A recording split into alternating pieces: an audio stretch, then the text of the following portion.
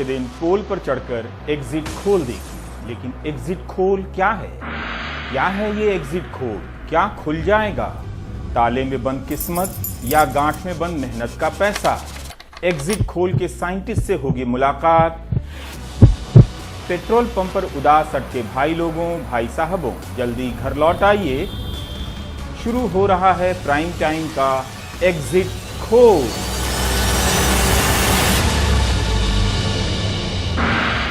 नमस्कार, मैं रवीश कुमार। आज दो तरह के एग्जिट पोल आए हैं। एक तो 5 राज्यों के चुनावों में क्या हुआ उसका एग्जिट पोल आ चुका है। आप जानते हैं कि कुछ एग्जिट पोल गलत होते हैं और कुछ आधे सही आधे गलत होते हैं। एक आध बार कुछ एग्जिट पोल पूरी तरह से सही हो जाते हैं। इसके बाद भी ना तो आपका विश्वास एग्जिट पोल को लेकर कम हुआ है और ना ही इसे लेकर मीडिया माहौल का बनना बंद हुआ है। लेकिन हम एग्जिट पोल की जगह एग्जिट खोल लेकर आ गए हैं। एग्जिट खोल की खोज मैंने की है, लेकिन आप अपने नाम से पेटेंट करा सकते हैं। एग्जिट खोल के तहत आपको अपनी जेबों की सिलाई ढीली करनी पड़ेगी, नहीं तो अपने आप खुल जाएंगी और हर जगह से आपकी बचत का पैसा निकलने लगेगा, उड़ने लगेगा। यह कुर्ता छत से लटक रहा है। आज के बाद इसकी जेब से कितना पैसा निकलेगा, इसका भी एग्जिट पोल होने जा रहा है। बल्कि इसका नाम हमने एग्जिट खोल रखा है। महंगाई के दबाव में जेब की सिलाई खुलती चली जाएगी, जेब फटती चली जाएगी और आपकी बचत का पैसा दनादन एग्जिट करने लगेगा। इसी नई वैज्ञानिक विधि का नाम है एग्जिट खोल। अभी तक जेब से निकासी का एक ही मुख्य द्वार हुआ करता है, लेकिन विमान की तरह इस जेब में 2 छेदें दाईं तरफ होंगी, 2 छेदें बाईं तरफ होंगी। निकासी का एक द्वार पीछे होगा, एक द्वार सामने होगा। मंत्री जी फोन पर विमान में बैठे सिक्कों और नोटों को बताएंगे कि यात्रीगण सीट बेल्ट खुल चुका है, चुनाव हो चुका है।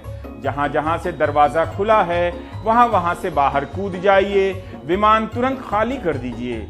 आपका पॉकेट विमान बनने वाला है। चारों तरफ से एग्जिट पोल खोल दीजिए, अन्यथा महंगाई के दबाव से पॉकेट के चिथड़े उड़ जाएंगे।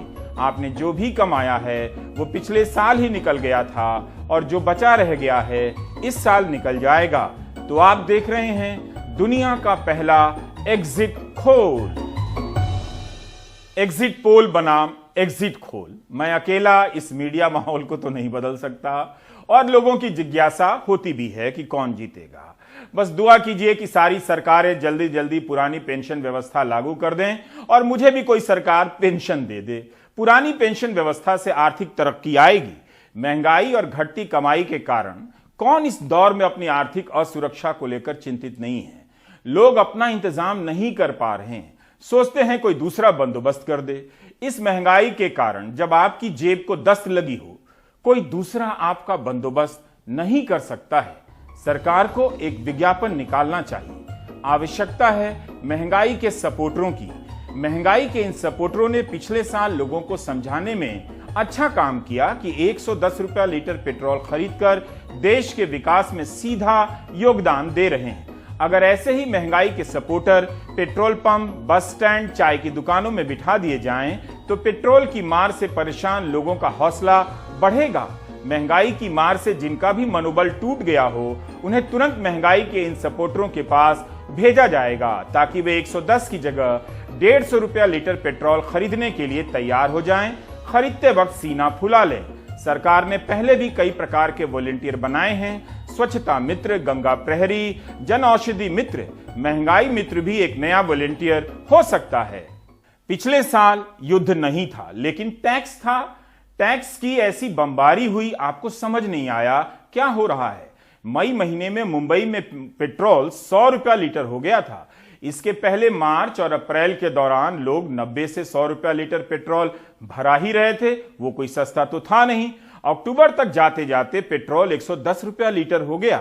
टैक्स का ऐसा हमला हुआ कि लोग आज तक उबर नहीं पा रहे हैं। जुलाई 2008 में अंतर्राष्ट्रीय बाजार में कच्चे तेल का भाव $132 प्रति बैरल हो गया था। तब भारत में पेट्रोल का भाव 50 रुपया लीटर, डीजल 34 रुपया लीटर था। प्रधानमंत्री मनमोहन सिंह थे। अक्टूबर 2021 में जब अंतर्राष्ट्रीय बाजार में कच्चे तेल का भाव $82 प्रति बैरल हुआ, तब पेट्रोल भारत में 110 रुपया लीटर मिल रहा था। नरेंद्र मोदी प्रधानमंत्री थे। और हैं, अक्टूबर 2021 की तुलना में देखें तो फरवरी 2022 में कच्चे तेल का औसत भाव $94 प्रति बैरल रहा। 14% अधिक होने के बाद भी फरवरी में 1 पैसा दाम नहीं बढ़ा। अब तो $125 प्रति बैरल हो गया है, उससे भी ज्यादा चला जाता है। चुनाव ना होता तो फरवरी से ही हाहाकार मच गया होता। अब सारे लोग झुंड बनाकर आएंगे, टीवी में बैठेंगे और कहेंगे कि युद्ध के कारण दाम बढ़ रहे हैं, जो कि बढ़ भी रहे हैं। लेकिन क्या केवल युद्ध के कारण ही दाम बढ़ते रहे हैं, या तभी बढ़ते हैं जब युद्ध होता है? फिर चुनाव के दौरान 4-4 महीने दाम क्यों नहीं बढ़ते हैं? उत्पाद शुल्क पर बात कम करेंगे। 22 मार्च 2021 को लोकसभा में वित्त मंत्रालय का एक जवाब है। इसमें पेट्रोल, डीजल और प्राकृतिक गैस के आंकड़े हैं जो मैं पढ़ रहा हूं। 2017-18 में पेट्रोल और डीजल पर उत्पाद शुल्क से वसूली 2,04,910 करोड़ हो गई। 2018-19 में यानी लोकसभा चुनाव से पहले वाले साल में घटकर 1,54,178 करोड़ हो गई। 2019-20 यानी चुनाव खत्म होते ही सबसे अधिक वसूली 2,03,010 करोड़ हो गई। 2020-21 के केवल 10 महीनों में उत्पाद शुल्क से वसूली बढ़कर 2,95,401 करोड़ हो गई थी।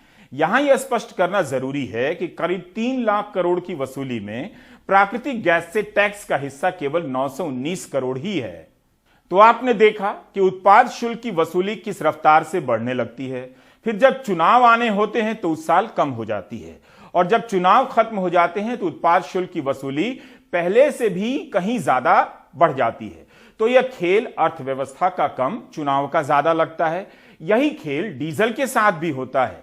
यह सब हम वित्त मंत्रालय के जवाब के आधार पर आपको बता रहे हैं। 22 मार्च 2021 के जवाब से आपकी आंखें खुल जानी चाहिए। वित्त मंत्रालय ने इसी जवाब में बताया है कि कैसे उसकी कमाई में उत्पाद शुल्क से होने वाली कमाई का हिस्सा डबल ट्रिपल होता चला गया है। बस जो चुनाव आता है तो उसके पहले घट जाता है। 2013-14 में केंद्र सरकार की कमाई में उत्पाद शुल्क का हिस्सा 4.3% था। 2016-17 में 3 गुना यानी 13.3% हो गया बढ़कर। 2018-19 में घटकर 6.8% हो गया। 2020-21 में चुनाव नहीं था तो 12.2% तक जा पहुंचा। इस बार जब तक 5 राज्यों में चुनाव हुए हैं, पेट्रोल और डीजल के दाम नहीं बढ़े हैं। 4 नवंबर 2021 को सरकार ने उत्पाद शुल्क में कटौती नहीं की थी। उस दौरान केंद्र सरकार ने पेट्रोल पर लगने वाले रोड एंड इंफ्रा सेस को 18 रुपए से घटाकर 13 रुपए और डीजल पर लगने वाले रोड एंड इंफ्रा सेस को 18 रुपए से घटाकर 8 रुपए किया था। इस मेहरबानी के बाद भी आज तक मुंबई में 109 रुपया लीटर पेट्रोल मिल रहा है। कई शहरों में 95 रुपए लीटर लोग भरा ही रहे हैं। पेट्रोल का दाम कभी भी अप्रैल 2020 के 70 रुपए प्रति लीटर के भाव पर नहीं पहुंचा। इस दौरान केवल रोड एंड इंफ्रा उपकरों की वसूली का डेटा देखेंगे तो आपको पता चलेगा कि आपसे कितना टैक्स निचोड़ा जा रहा है। 2019-20 में 67,371 करोड़ की वसूली हुई। 2020-21 में 1,23,596 करोड़ की वसूली हुई। 2021-22 में 2,03,235 करोड़ की वसूली हुई। 2022-23 में 1,38,450 करोड़ की वसूली प्रस्तावित है। इसमें उत्पाद शुल्क का आंकड़ा नहीं है। इसके अलावा इन सड़कों पर चलने के लिए आप अच्छा खासा टोल टैक्स भी देते हैं। कार से 1 किलोमीटर का टोल टैक्स औसतन ₹1.25 बैठता है। यही कारण है कि लंबे समय से आप पेट्रोल और डीजल के बढ़े हुए दाम दिए जा रहे हैं। अब सवाल है कि बहुत महंगा से यह कितना बहुत बहुत महंगा होगा। इससे बढ़ने वाली महंगाई का हिसाब करेंगे तब पता चलेगा कि आपकी कमाई हर तरफ से घटती जा रही है। तब आपको पता चलेगा कि क्यों इस देश में विकास के तमाम दावों के बाद भी 80 करोड़ लोगों को मुफ्त अनाज की जरूरत पड़ी थी। जुलाई 2008 में जब $132 प्रति बैरल था, तब आपसे पेट्रोल 50 रुपया, डीजल 34 रुपया लीटर लिया गया। मार्च 2013 में कच्चे तेल का भाव $123 प्रति बैरल हो गया, उससे भी कम ही था। तब पेट्रोल का दाम 70 रुपया लीटर हो गया। देश भर में प्रदर्शन होने लगे, विपक्ष में जान आ गई। प्रधानमंत्री नरेंद्र मोदी तब मुख्यमंत्री थे। उस समय के उनके बयान ऐसे संदर्भ में कई बार दोहराए जाते हैं, लेकिन उससे दामों के बढ़ने पर कोई असर नहीं पड़ा। अप्रैल 2007 में कच्चे तेल का भाव $65 प्रति बैरल था। पेट्रोल 42 रुपया लीटर, डीजल 30 रुपया लीटर मिल रहा था। मार्च 2021 में कच्चे तेल का भाव $64 प्रति बैरल था, यानी अप्रैल 2007 की तुलना में $1 कम। तब पेट्रोल 91 रुपए, डीजल 81 रुपए लीटर मिलने लगा। जनवरी 2016 में कच्चे तेल का भाव $28 प्रति बैरल था।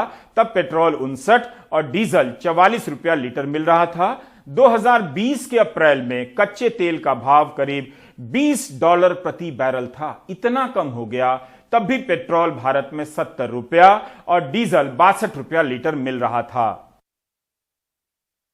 कच्चे तेल का भाव कम होता है, बहुत ही कम होता है, तब भी पेट्रोल और डीजल का दाम बहुत होता है, ज्यादा होता है।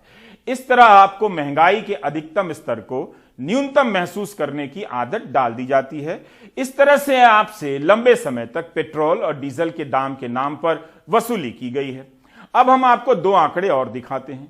24 मार्च 2021 को राज्यसभा में पेट्रोलियम मंत्री ने अपने जवाब में यह बताया है कि 2009 से पेट्रोल और डीजल पर कितना टैक्स वसूला जाता था।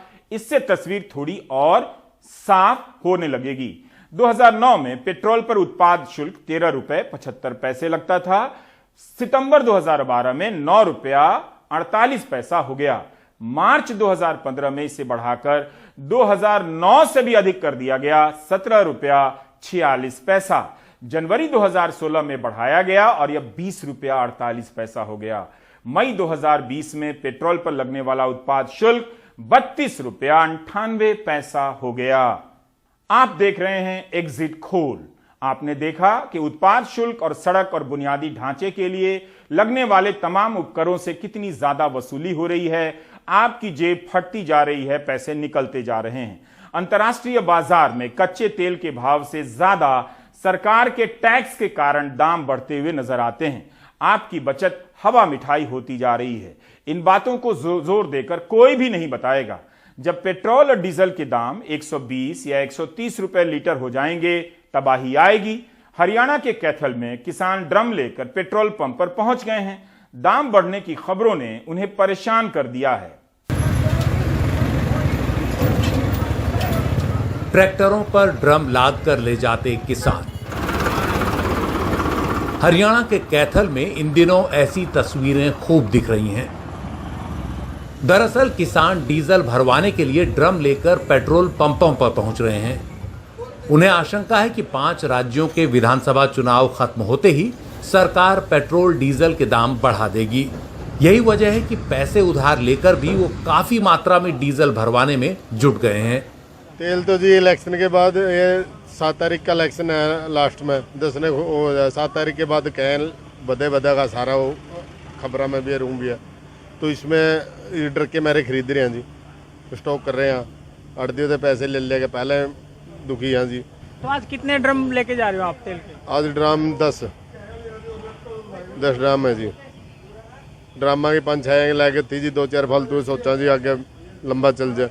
जितने जरूरत के अनुसार एक ही ड्राम भराया, बाकी जिम्मेदार कहीं कोई 15 ड्राम भरा रहा, कोई 10 ड्राम भरा रहा, जितने भी जिसके कारण। तो लोगों को ये हो रहा भाई इलेक्शन के तुरंत बाद भाई मोदी सरकार तेल के रेट बढ़ाएगी। अभी इलेक्शन करके रोक रखे है। चुनाव के खत्म होने के बाद तेल बढ़ेगा, इस कारण से हम तेल इतना ले जा रहे हैं।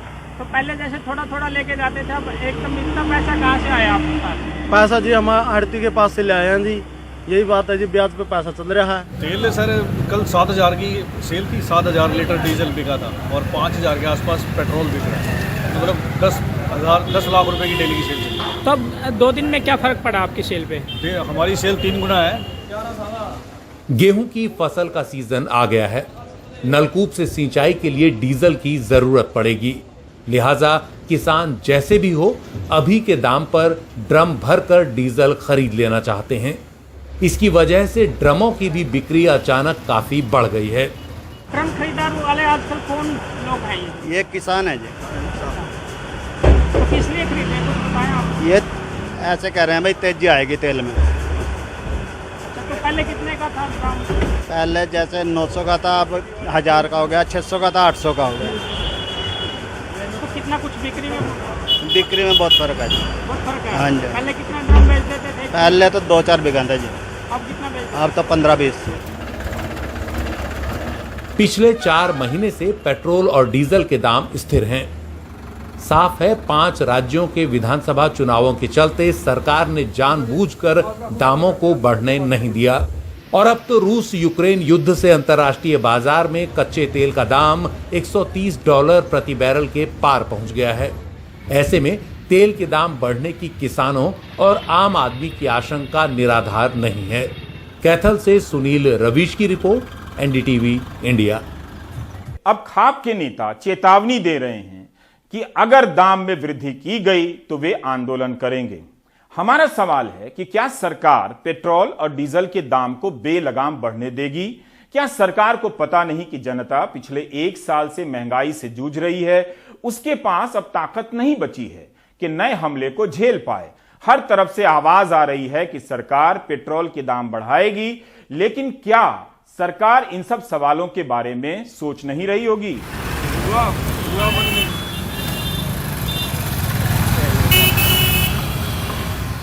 करोड़ों दुपहिया वाहन चालकों की सोचिए। ज्यादातर दुपहिया चालक कम कमाई पर जीते हैं और कोरोना के 2 साल में इनकी कमाई घटी भी है।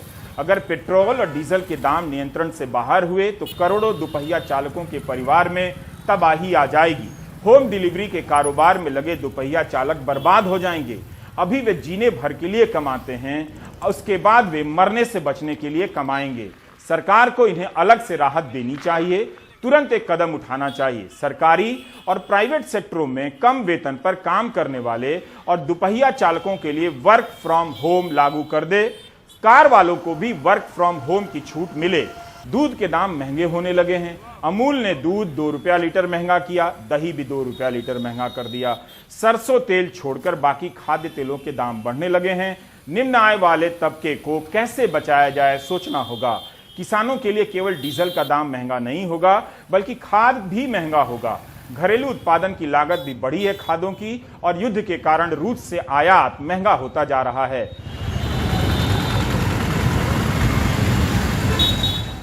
रूस पर लगे प्रतिबंधों के कारण भारत गेहूं और मक्के के निर्यात से फायदा उठा सकता है, लेकिन जो घाटा होगा उसकी भरपाई इससे होगी या नहीं, मैं दावे के साथ नहीं कह सकता। खाद का भी एक आइटम दाम बढ़ने की सूची में है। इस बार के आर्थिक सर्वे में भारत की तरक्की के अनुमान इस आधार पर लगाए गए हैं कि कच्चे तेल का भाव औसतन $70 से $75 के प्रति रहेगा। वित्त मंत्री कह चुकी हैं कि कच्चे तेल का भाव बढ़ा तो वित्तीय अस्थिरता आ सकती है। हमने प्रोफेसर अरुण कुमार से पूछा कि क्या यह मानकर चला ही जाए कि पेट्रोल के दाम बढ़ेंगे या सरकार दूसरे विकल्पों पर विचार करेगी।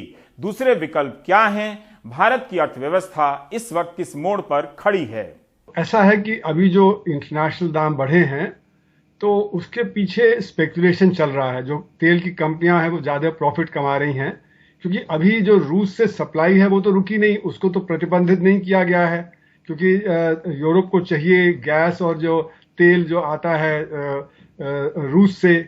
तो ये स्पेकुलेशन चल रहा है कि आगे आने वाले समय में कमी होगी और इसलिए दाम काफी तेजी से बढ़ा है। अब जब इंटरनेशनल मार्केट में दाम बढ़ा है तो क्योंकि हमारा अब मार्केट बेस्ड प्राइसिंग है तो उसके हिसाब से तो दाम बढ़ना चाहिए था, लेकिन पिछले महीनों में बढ़ाया नहीं क्योंकि इलेक्शन आ रहा था और इलेक्शन के बाद ये लग रहा है कि शायद दाम बढ़ाएगी। पर हमें ये समझना है कि जो हमारा जो हम तेल का दाम देते हैं, पेट्रोल का, डीजल का, उसमें करीब करीब आधा हिस्सा तो कॉस्ट होता है और आधा हिस्सा टैक्स होता है जो सेंटर को और स्टेट्स को जाता है। तो ये जरूरी नहीं है कि दाम बढ़ाए जाएं। अगर सरकार अपना टैक्स कम कर दे तो दाम इतने नहीं बढ़ेंगे या दाम बिल्कुल नहीं बढ़ेंगे। अगर जो सरकार अपना टैक्स कम कर दे, जैसे कि अभी 30-35 रुपए का टैक्स कुल मिला के है, उसको 12 रुपए कम कर दे तो जो दाम वहीं का वहीं रहेगा।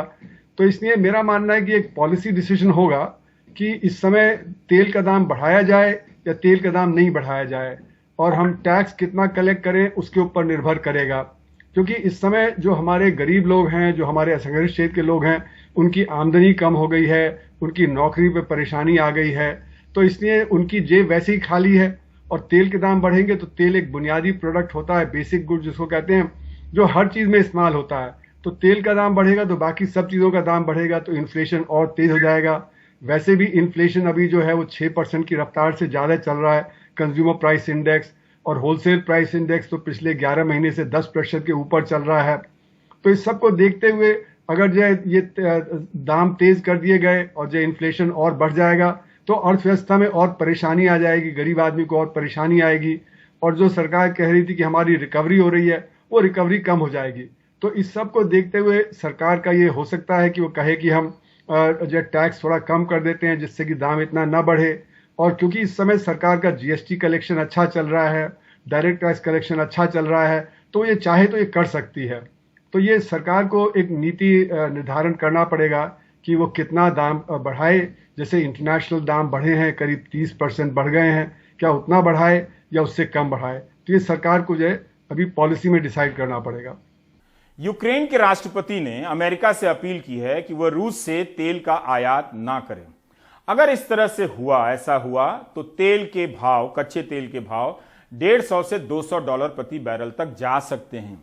एक ही रास्ता है कि ईरान से कोई डील हो, वहां से तेल की भरपाई हो, तभी कच्चे तेल के भाव में कुछ कमी आ सकती है। इस बीच हर देश कच्चा तेल खरीद रहा है, इस कारण भी इसका भाव बढ़ता जा रहा है।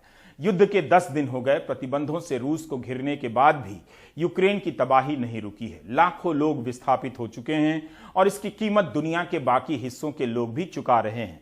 पेट्रोल से लेकर अन्य चीजों की महंगाई के कारण अरबों लोग आर्थिक रूप से लगातार विस्थापित हो रहे हैं। किसी का पैसा डूब रहा है शेयर बाजार में, तो किसी की कमाई घट रही है खरीदारी के बाजार में। यूक्रेन की इस तबाही का फायदा उठाने वाले देश और कंपनियां भी कम नहीं। अमेरिका और यूक्रेन दोनों अपनी अपनी तरह से युद्ध के कारण रूस के खिलाफ नैतिक दबाव बनाने में लगे हैं, लेकिन कुछ कंपनियों की नैतिकता उनके धंधे में होती है। एक तरफ अमेरिकी सांसद सरकार पर दबाव बना रहे हैं कि रूस से आयात बंद हो, लेकिन दूसरी तरफ यूरोप की सबसे बड़ी कंपनी शेल को लेकर विवाद हो गया है। शेल ने एक बिचौलियों के मार्फत रूस से तेल खरीद लिया। शेल ने 7.25 लाख बैरल तेल रूस से खरीदे हैं। उसे यहां अंतर्राष्ट्रीय बाजारों की तुलना में $28.50 प्रति बैरल सस्ता मिला है। शेल ने यह सौदा ट्राफिगुरा से किया है, जिसने युद्ध से पहले रूस से इस बारे में करार किया था। प्रतिबंध ट्राफिगुरा पर लागू नहीं होता। फाइनेंशियल टाइम्स की रिपोर्ट के अनुसार शेल कंपनी को $20 मिलियन का मुनाफा हो सकता है। तो यह खेल भी चल रहा है। सीरिया में जब कुछ लोग आतंकवाद से लड़ने का नाटक कर रहे थे कुछ देश, तो उन्हीं देशों की कंपनियां आईसिस से तेल का धंधा भी कर रही थीं। यूक्रेन के मंत्री दिमित्री कुलेबा ने ट्वीट किया है कि शेल ने चुपके से रूसी तेल खरीदा। हमारा सवाल है कि रूसी तेल से क्या आपको यूक्रेनी जनता की खून की महक नहीं आती? यूक्रेन के कुलेबा ने अपील की है कि दुनिया की कोई भी कंपनी रूस से तेल ना खरीदे। शेल ने कहा है कि हम रूसी तेल का विकल्प खोजने में लगे हैं, लेकिन यह रातों रात नहीं हो सकता। यूरोप में गैस के दाम 62% तक बढ़ गए हैं। गैसोलीन भी एक तरह का पेट्रोलियम प्रोडक्ट है। युद्ध को लेकर कई लोग रोमांचित हो उठे थे। उन्हें कुछ नया देखने को मिल रहा था टीवी पर, लेकिन वे नहीं देख पाए कि दुनिया कई बार इस तबाही को देख चुकी है और हासिल के नाम पर केवल बर्बादी मिली है। आपकी कमाई तेजी से एग्जिट करने वाली है। आप जानते हैं कि टीवी चैनलों की रेटिंग बार्क नाम की एजेंसी तय करती है। बार्क की रेटिंग को लेकर कई तरह के सवाल उठते रहे हैं। एक सवाल सैंपल को लेकर भी है। कम सैंपल होंगे तो रेटिंग विश्वसनीय हो ही नहीं सकती। अब तो एग्जिट पोल के सैंपल भी लाखों में होने लगे हैं। फिर टीवी के करोड़ों दर्शकों की राय चंद हजार सैंपल से कैसे ली जा सकती है? बार्क सैंपल साइज बढ़ाने को तैयार नहीं है, इसलिए एनडीटीवी ने फैसला किया है कि इस रेटिंग सिस्टम से बाहर रहा जाए। एनडीटीवी ने खुद को रेटिंग सिस्टम से अलग कर लिया।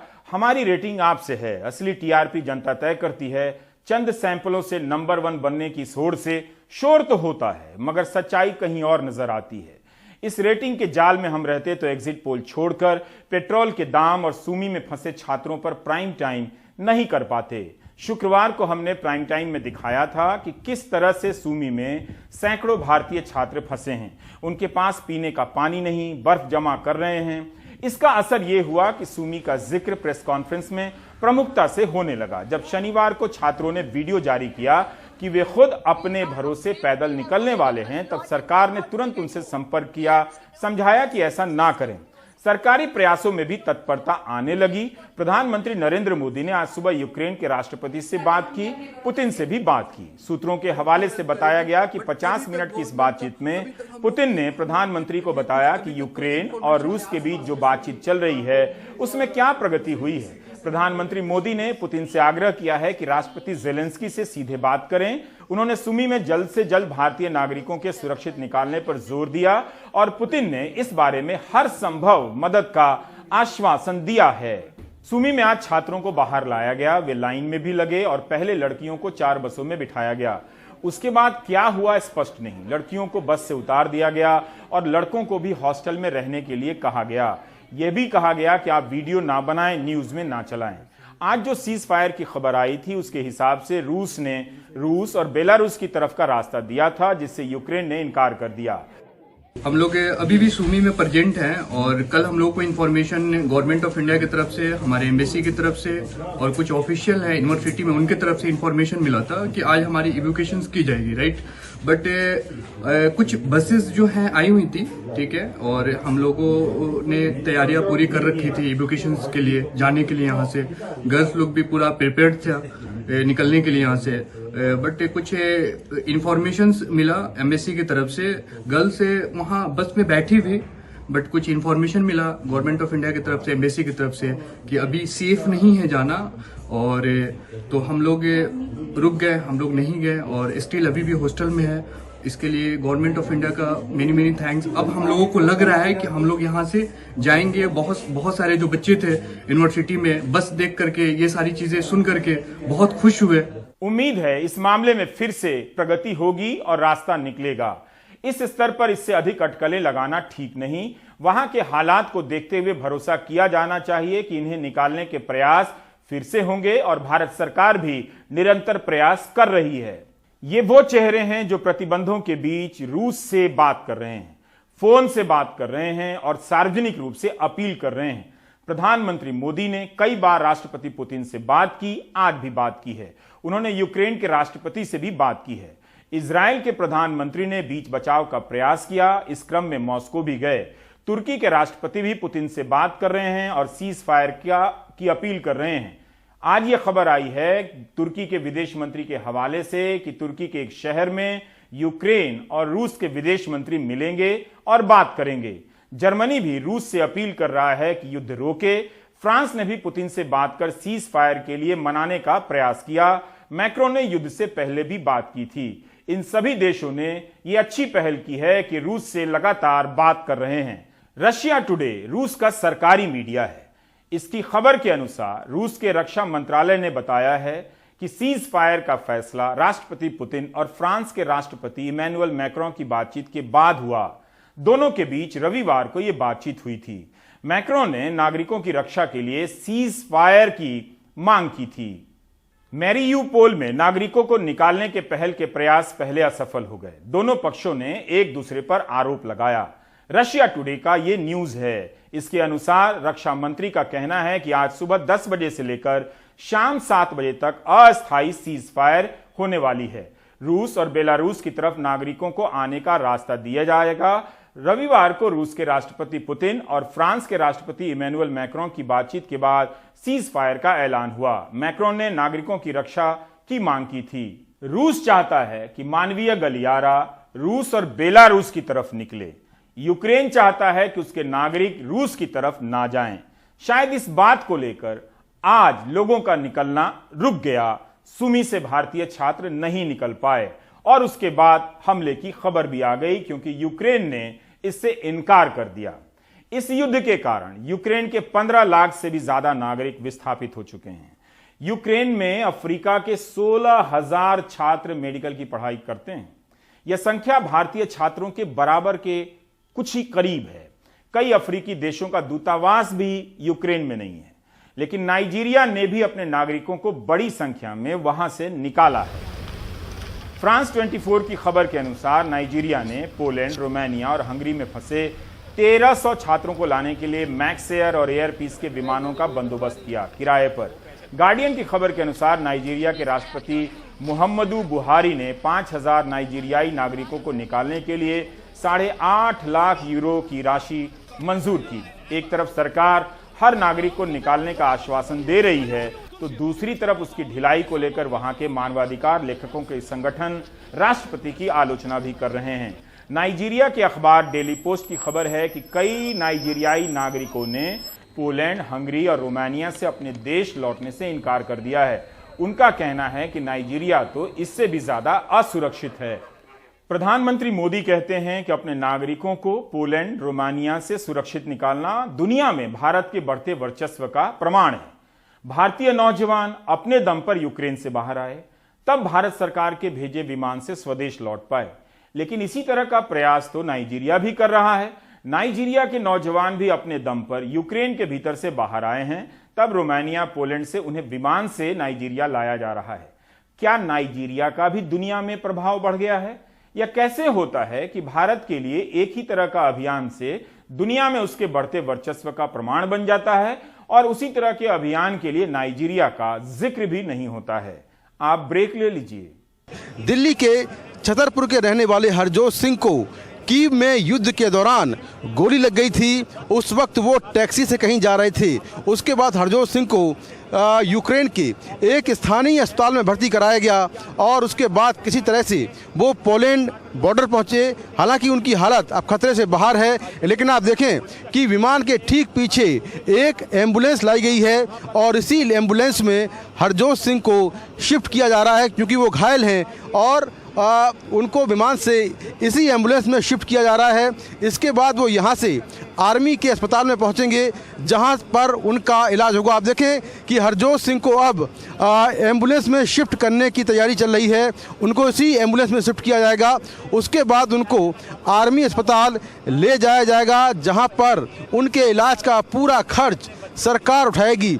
यूक्रेन से निकलने के बाद पोलैंड बॉर्डर पर हरजोत सिंह ने कहा था कि उन्होंने काफ़ी परेशानियां झेली हैं और उन्हें इस बात का पूरा भरोसा था कि वो अपने देश लौटेंगे और अपने परिवार के लोगों से मिलेंगे।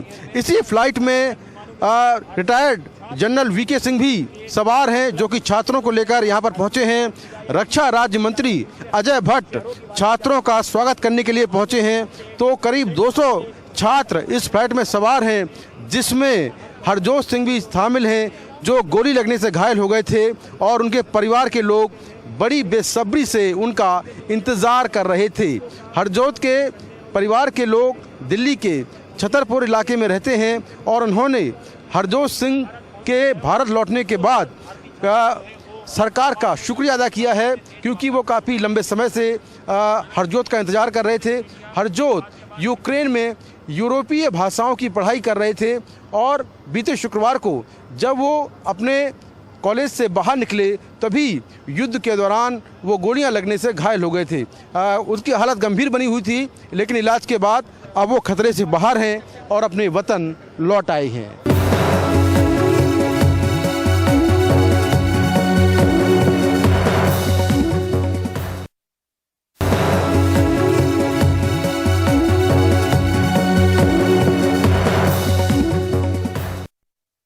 मध्य प्रदेश विधानसभा के बजट सत्र की आज शुरुआत हो गई। उम्मीद थी कि कांग्रेस सरकार को घेरेगी, लेकिन कांग्रेस नेता जीतू पटवारी ने बजट सत्र की शुरुआत में होने वाले राज्यपाल के अभिभाषण का बहिष्कार करने का ऐलान कर दिया, जिसके बाद सदन में कमलनाथ ने कहा पार्टी इससे सहमत नहीं। कुल मिलाकर सत्ता पक्ष को घेरने के बजाय पहले दिन कांग्रेस खुद ही घिरती नजर आई।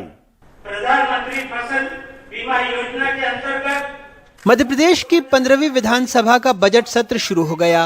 पहले दिन राज्यपाल मंगूभाई पटेल के अभिभाषण से सदन की कार्यवाही पूरी हुई। सरकार की उपलब्धियों के अलावा 22 दफे उन्होंने प्रधानमंत्री नरेंद्र मोदी का नाम लिया, जिस पर नेता प्रतिपक्ष कमलनाथ ने ऐतराज जताया।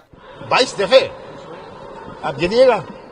वैसे हंगामा सुबह ही शुरू हो गया, जब कांग्रेस के कार्यकारी अध्यक्ष जीतू पटवारी ने किसान कर्ज, बेलगाम नौकरशाही की बात कहकर राज्यपाल के अभिभाषण के बहिष्कार का ऐलान कर दिया।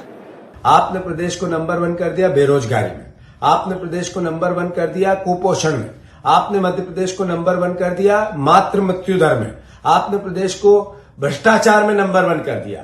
कैसे सुना जा सकता है ऐसे प्रदेश की सरकार को जिसमें बिजली के बिलों से परिवार के लोग हाहाकार मचा रहे हो? कैसे सुना जा सकता है? इसका मैं बहिष्कार करता हूं और माफी मांगते हुए ऐसी लूट की सरकार की अराजकता का विरोध करता हूं। सदन में इसको लेकर जब संसदीय कार्य मंत्री नरोत्तम मिश्र ने सवाल पूछा तो कांग्रेस बैकफुट पर दिखी। कहा यह पार्टी का बयान नहीं। आज आप घर पे बिस्तर पे लेट के ट्वीट कर दो और कह दो मैं बहिष्कार, इस बात का बहिष्कार। वो एक गोपनीय दस्तावेज है, आपने पढ़ कैसे लिया? हाँ, और पढ़ा तो कौन से पॉइंट का बहिष्कार या पूरे उसका किया तो पूरे उसका किया तो क्या पढ़ा? हाँ, ये इसके जवाब देना चाहिए उन्हें। मैं तो आप सबके माध्यम से मांग करूंगा विधानसभा अध्यक्ष से कि उनसे पूछना चाहिए। ये परंपरा रही है, विधानसभा हो या लोकसभा हो या जो भी सदन हो देश का, ये परंपरा हमें बनाए रखनी चाहिए और इसे मजबूती देनी चाहिए। हम सब इसमें भागीदार हैं। मैं तय कहना चाहता हूं कि ये हमारी पार्टी का फैसला है और ऐसी ट्वीट तो मुझे अभी घंटे भर पहले इसकी जानकारी मिली, पर ऐसे ट्वीट से मैं भी सहमत हूं जिससे सदन की गरिमा प्रभावित हुई। ये हमारी पार्टी का फैसला नहीं था। इस बड़े मन से एक गलत परंपरा का विरोध करते हुए सहमति जताई है, मैं उनको हृदय से धन्यवाद देता हूं। पक्षों विपक्षों संसदीय परंपराओं का पालन करना हमारा धर्म है और मध्य प्रदेश की गौरवशाली परंपरा रही है, जिसको उन्होंने आगे बढ़ाने का काम किया है। वैसे रविवार को नेता प्रतिपक्ष कमलनाथ की अध्यक्षता में आयोजित कांग्रेस विधायक दल की बैठक में गाय की सुरक्षा और संवर्धन की मांग को लेकर प्रस्ताव पारित हुआ था। इसे ही जोर शोर से सत्र में उठाने का फैसला किया गया था। बजट सत्र 25 मार्च तक चलेगा। सरकार 9 मार्च को बजट पेश करेगी। कांग्रेस कई मौकों पर दिखाती रही है कि वो एक नहीं अनेक है, खासकर मध्य प्रदेश में, और इसी चक्कर में 15 महीने पुरानी सरकार चली गई। अब जब कार्यकारी अध्यक्ष कह रहे थे कि किसान, युवा, बेरोजगारों के मुद्दे पर राज्यपाल के अभिभाषण का बहिष्कार करेंगे, तो सदन के अंदर कांग्रेस उनके इस बयान से पल्ला झाड़ रही थी। कुल मिलाकर सत्र के पहले दिन जब उसे सत्ता पक्ष को घेरना था तो कांग्रेस खुद घिरती नजर आई। भोपाल से कैमरा पर्सन रिजवान खान के साथ अनुराग द्वारी, NDTV इंडिया। आप देख रहे थे प्राइम टाइम। नमस्कार।